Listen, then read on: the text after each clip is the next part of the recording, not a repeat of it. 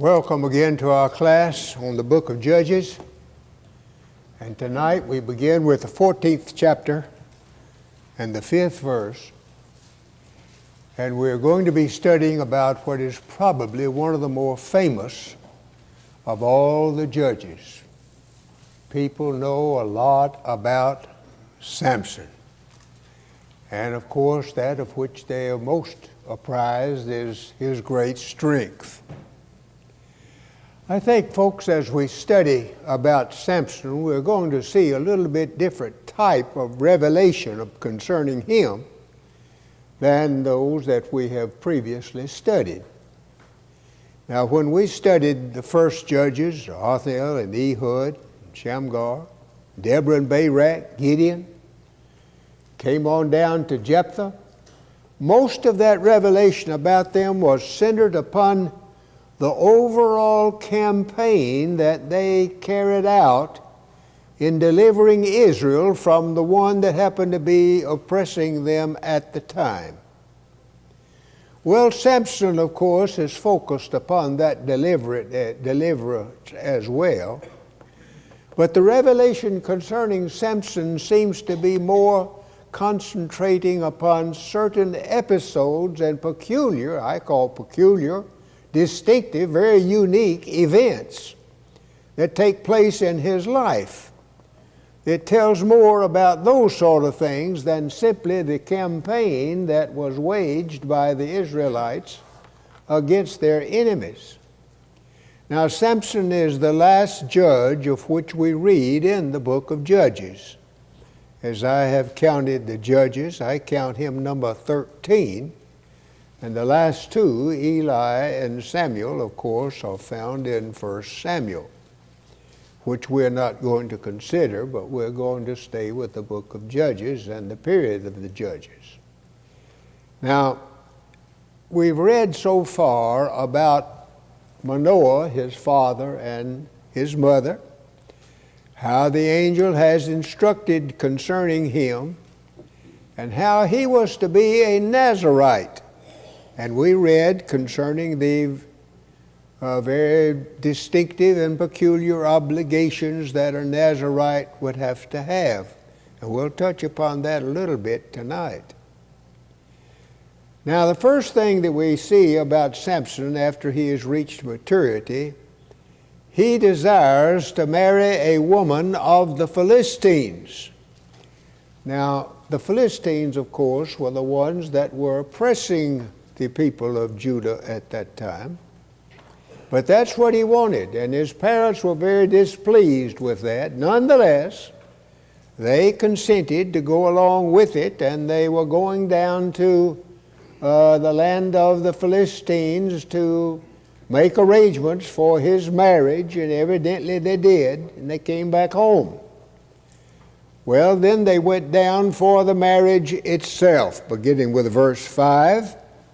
And keep in mind, this whole episode right here with Samuel marrying a Philistine was God using man's choices that were not particularly pleasing and according to the will of God, for God didn't want them to marry the heathen.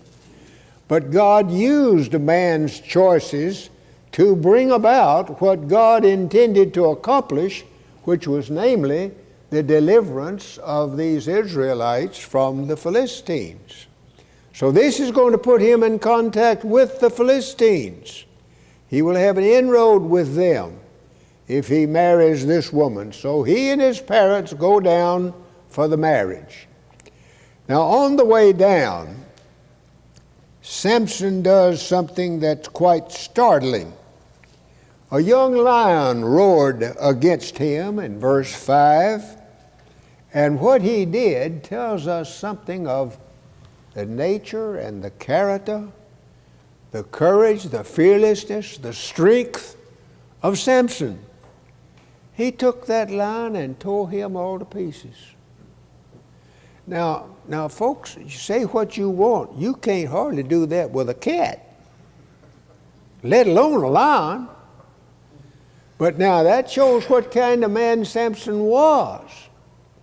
And he must have done it out of the presence of his parents, because his parents did not know what he had done, according to the latter part of verse 6. Well, he went on down. They talked with the woman, and she pleased Samson well. After a time, when they go back for the wedding, he came upon the carcass of the lion. And in that carcass was a swarm of bees and honey in the carcass of the lion. Now that's going to play an important part and set off a series of situations between Samson and the Philistines. But he obviously partook of that honey.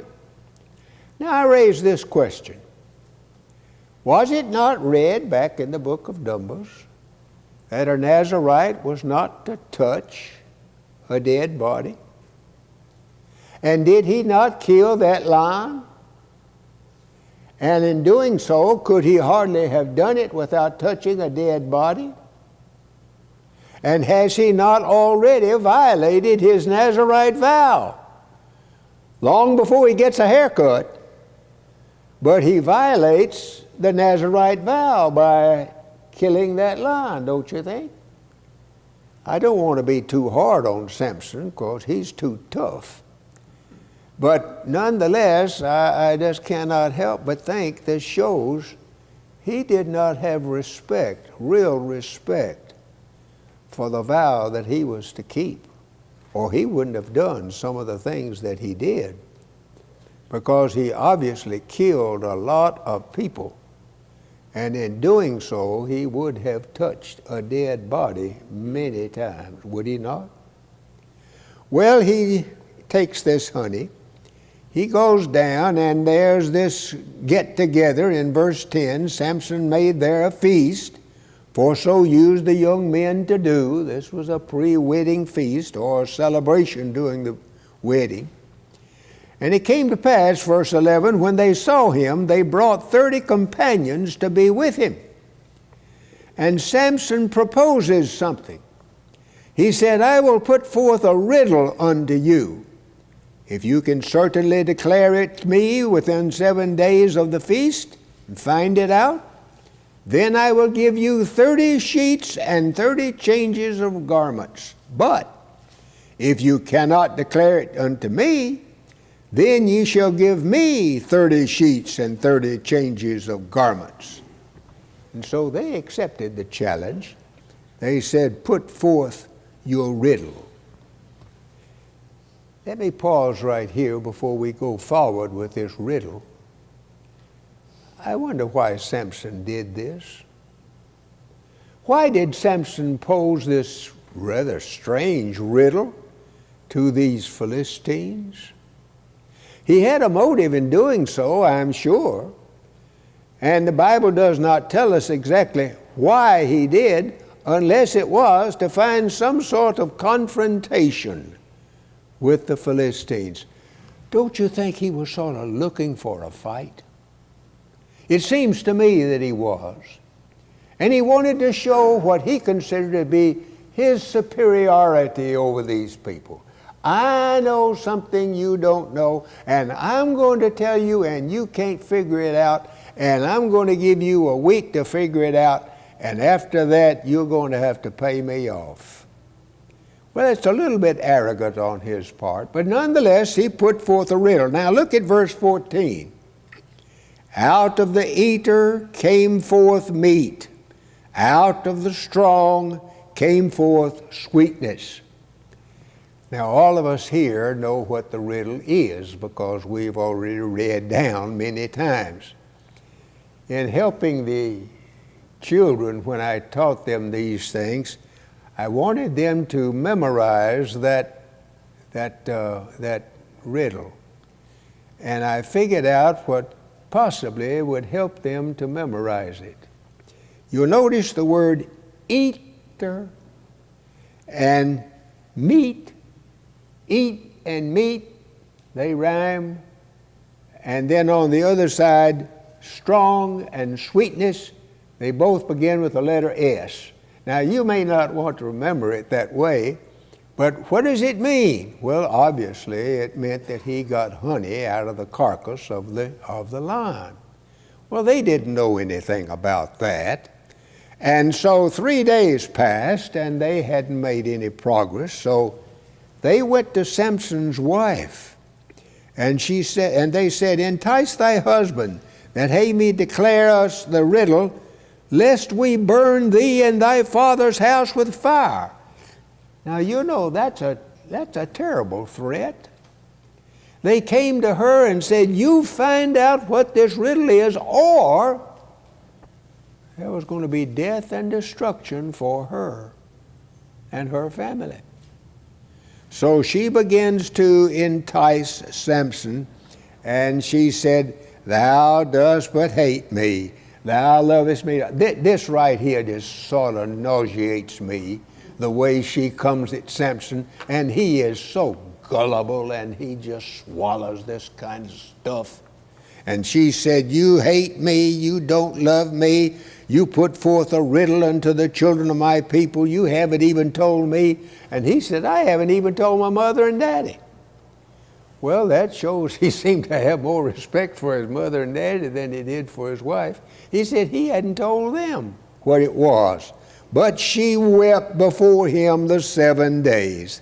Finally, he told her in verse 17. Then on the 7th day, when it looked like he was going to win the challenge, they said, verse 18, "What is sweeter than honey, and what is stronger than a lion?" Well, they had it all figured out because he had told his wife, and his wife had told them. And notice his response. "If ye had not plowed with my heifer, ye had not found out my riddle." Isn't that a terrible way to talk about your wife? Plowing with his heifer? Well, it just looked like he was just outdone with her, outdone with everybody. And he said, "You wouldn't have found out except you found out through my wife, through my heifer." But now notice what he does. He went out and he slew 30 men. He took their spoil. He gave the change of garments unto them which expounded the riddle. And his anger was kindled. And he went up to his father's house. Now these people might have thought they won the contest by uncovering the riddle, but they really paid for it, didn't they? Samson was so angry, he got the payment price all right, but what did he do to get it? He went out and killed 30 Philistines. Again, I suppose he touched some dead bodies in doing that, but nonetheless, this shows his fighting capacity, his strength, his anger. He's a man with which you just really don't want to have any conflict, it seems like to me. And he was so angry that he went on back home. And Samson's wife was given to somebody else. Well, now that was a bad move on the part of her father, because that's going to cause more trouble. But that's one episode in Samson's life that is rather unique and strange and ferocious and is characteristic of what we understand Samson to have been. Anyone have any comment or question they'd like to speak out about verse 14 and what's told of Samson here? I think it's interesting at the end of chapter 13, it says the Spirit of the Lord began to move him at times. And then before he killed that lion, it said the Spirit of the Lord moved him mightily. And before he went and killed those 30 Philistines, the Spirit of the Lord came upon him. And so it's as though that when those times he needed that strength, the Spirit of the Lord gave him that strength in a miraculous way to accomplish what it was he was going to accomplish.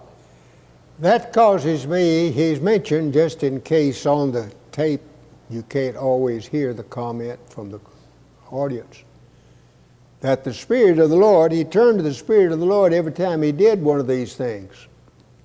And that wants me to make a comment that I was going to make later, but since you've mentioned that, I'll make it now. You know, in Hebrews chapter 11, that great chapter of men of faith of the Old Testament, we read about some of these judges.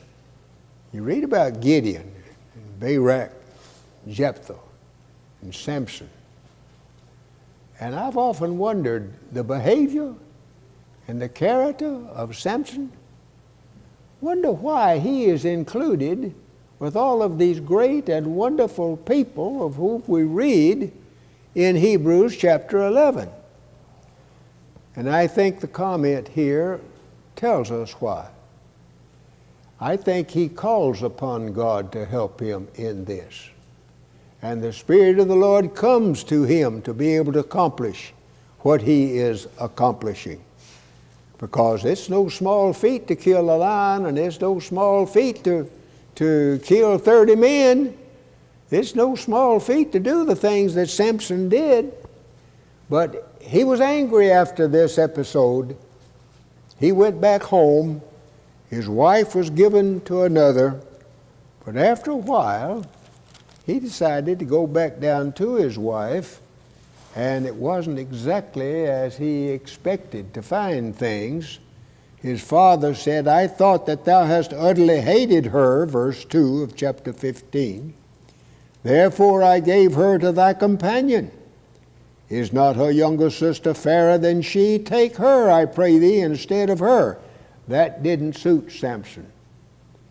He didn't care about taking her sister. Samson said, I'll be more blameless than the Philistines, though I do them a displeasure. What did he do? Now, this is a very exceptional thing that he does here too, and how he accomplished it, I don't know how to explain it. But he went out and caught 300 foxes. That's a lot of foxes.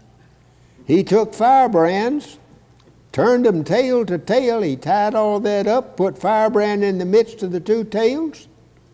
And when he had set the brands on fire, you can imagine those poor foxes. Don't you know they did a dance? Don't you know they were in a hurry? That they scampered and ran through the fields of the Philistines, their standing corn. He burned up both the shocks and the standing corn with the vineyards and the olives. By these foxes and this firebrand between their tails, he destroyed a great portion of the crops of the Philistines. Now, this is indeed an episode that you just wouldn't read about an ordinary individual being able to accomplish. But that's what he accomplished. And he did that in a spirit of revenge and retaliation because his wife had been given to somebody else. Well, they said, who's done this? Well, they knew who did it. Samson. Now, Samson, meanwhile, seems to have gone back home. The Philistines came up. They burnt her and her father. They threatened to do that before with a riddle. But this time, with their crops all burned up, they did burn her and her father. They killed her. They figured that she was to blame, the father was to blame. As I mentioned a moment ago, when the father gave the wife to somebody else, that was a bad move on his part as far as the Philistines were concerned. And so the Philistines came up, and when they did, he smote them hip and thigh with great slaughter, verse 8. And then he went to a place that's called Edom. Now that's near his home. Well, now the Philistines are plotting to get rid of Samson. They come up. 3,000 men of Judah went up to the top of the rock of Edom.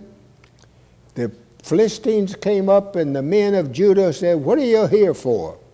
He says, we've come to bind Samson. We're going to do to him as he has done to us. Can you not see the great stark difference between that and what we call the golden rule? Do unto others as you would have others do unto you. What was their attitude? Do unto others as they did unto you. You know, when people have that kind of spirit in their heart, you really can't expect much else except conflict, can you? There's going to be an antagonism there. And the Philistines were not the only ones that had that kind of spirit, as we read. We go on down here. 3,000 men of Judah came up to Samson, and they said, and they were rebuking him somewhat in verse 11. He said, knowest thou not that the Philistines are rulers over us? What is this that thou hast done? In other words, they said, you're just provoking things that are making it hard on everybody. And they showed that they did not have pleasure in the actions of Samson. They evidently did not realize, of course, this was all the working of God to deliver them from the Philistines. But Samson's actions was causing hardship for the people, and 3,000 come to him, and he said, what do you mean doing this? And he said, as they did unto me, so have I done unto them. There again, same attitude they had. You do to me, I'm going to do right back to you the same way. Well, with that vengeful, retaliatory, get-even sort of spirit, how in the world are people ever going to get along with one another? And doesn't that spirit exist greatly today among people and among nations? You do to me, I'm going to do right back to you, and maybe a little harder. Now that might be necessary at times, but at the same time, that's certainly not the pathway of peace, is it? It can't be accomplished. Of course, to have peace, you've got to have two people that want peace, not just one.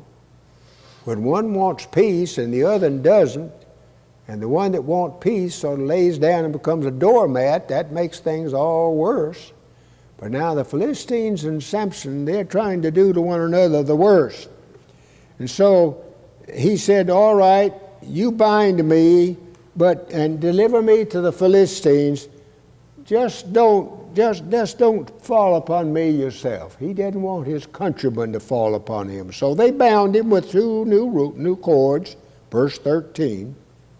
The Philistines shouted against him, verse 14, and it says the cords that were upon his arms became as flax that was burnt with fire, and his bands loosed from off his hands.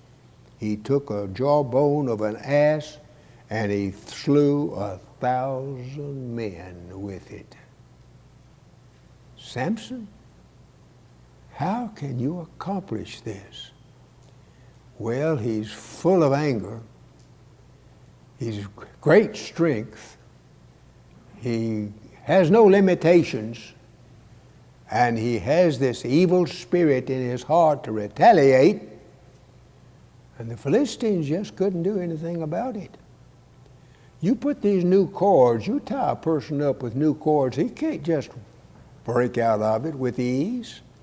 Samson did, as if it were burnt flax, nothing there at all, just popped right out, took a jawbone and slew 1,000 of those people. Now that's hard to comprehend. It looks like to me they would have put up some kind of fight, but maybe they couldn't. I don't know what hindered them, but he sure defeated them. And he took that same jawbone, the Lord provided water out of that jawbone for him, because he needed water. Verse 20 says he judged Israel 20 years, but he's not through yet. That was a little premature statement. It mentions that again later on. In chapter 16, Samson went down to Gaza. Now, Gaza is another Philistine city, just like Timnath was. And it was told to the Gazites, saying, Samson is come hither. You know, I bet you that put a lot of fear in the heart of a lot of people. You mean that man is here? He's in town? What are we going to do? And so they laid wait for him all night at the gate of the city and were quiet all the night. And they had plotted that in the morning, when it is day, we're going to kill him. Well, they didn't realize what they were up against. At midnight, Samson got up. Now you look what he did.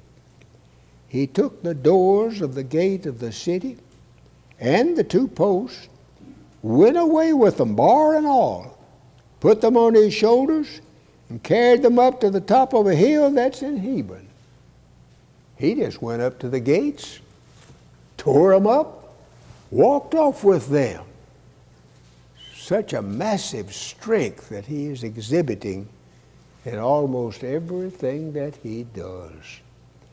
Now, he didn't enlist other people to assist him like the other judges had done. He didn't have armies. He did everything that he did by himself. And he was obviously very capable to do that.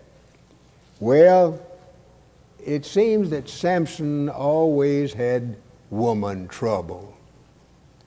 And he falls in love here with a woman whose name is Delilah. Now, Hollywood has tried to come up with a movie called Samson and Delilah. I didn't go see that pornography, but a lot of people did, and I'm sure it wasn't according to the Bible, because Hollywood hardly knows what the Bible has to say when they go to produce something. But nonetheless, Delilah and Samson, they are famous together, aren't they? So the Philistines come to Delilah. Said, you find out where his strength is.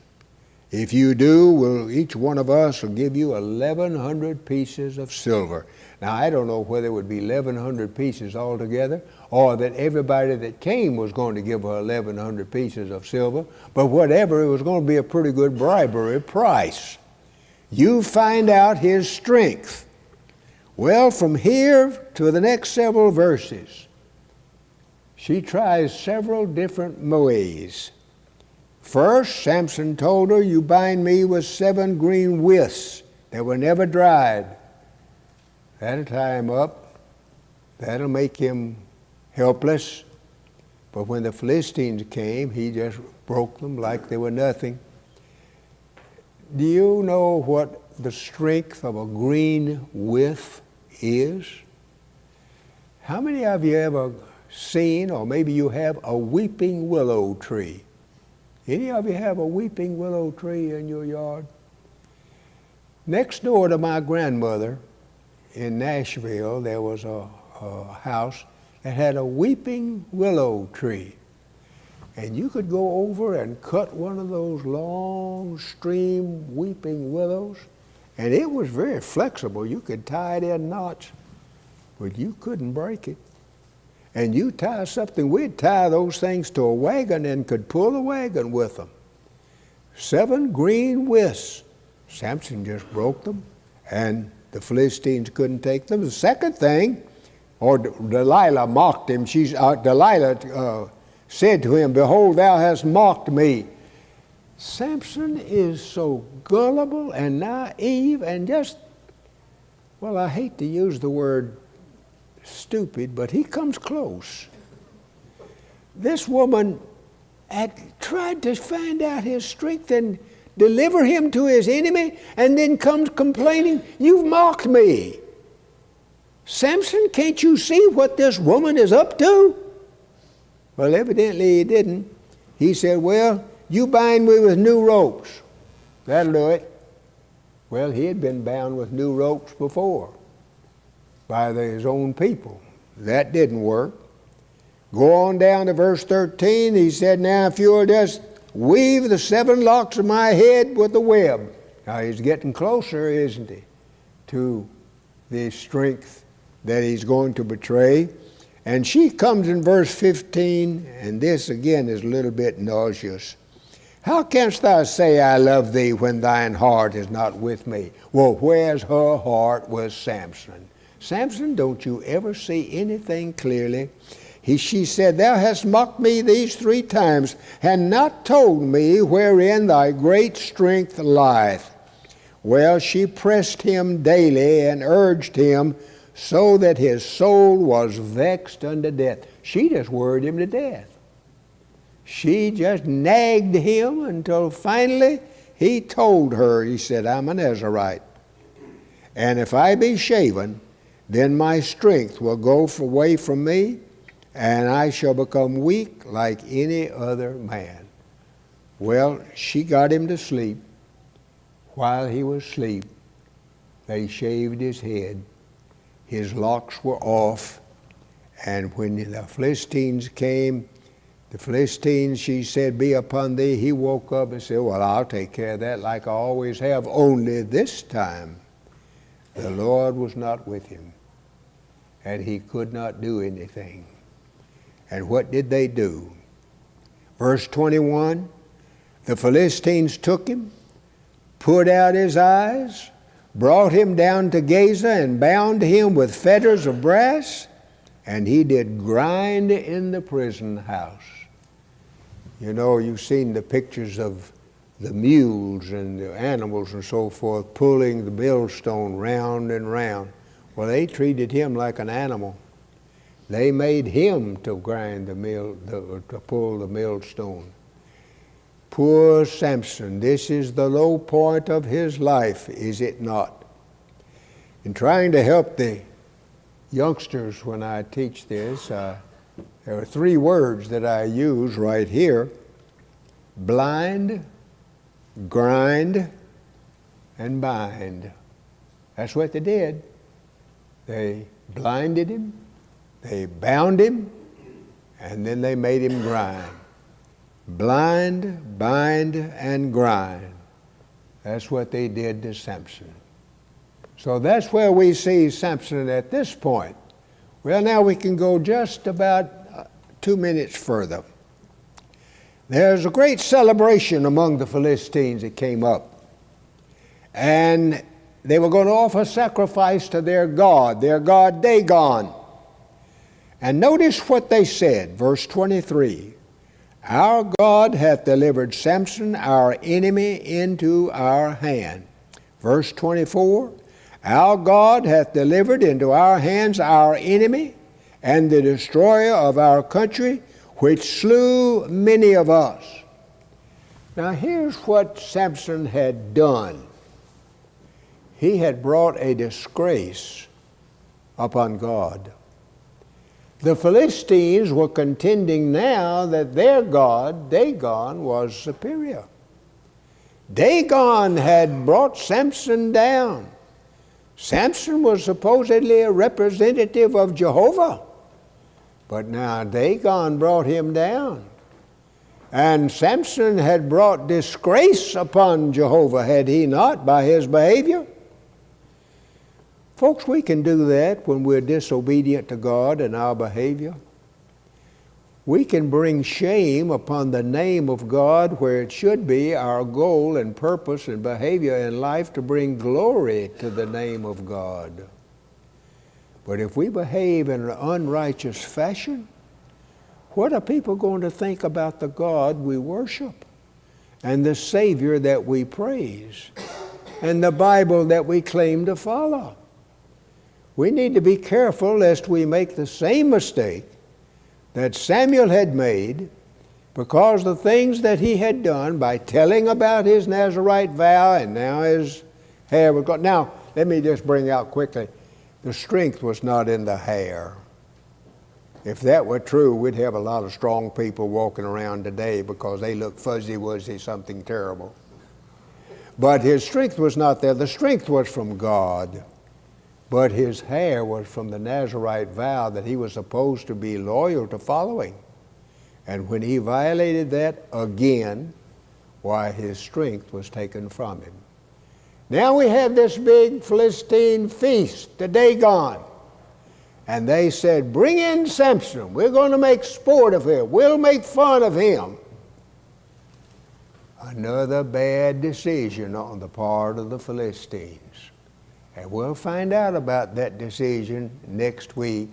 Samuel's not quite through, but we'll see what he does. Samson died a very unique way. Let me say tonight, rather than saying it next week, Samuel died of fallen arches. You think about that.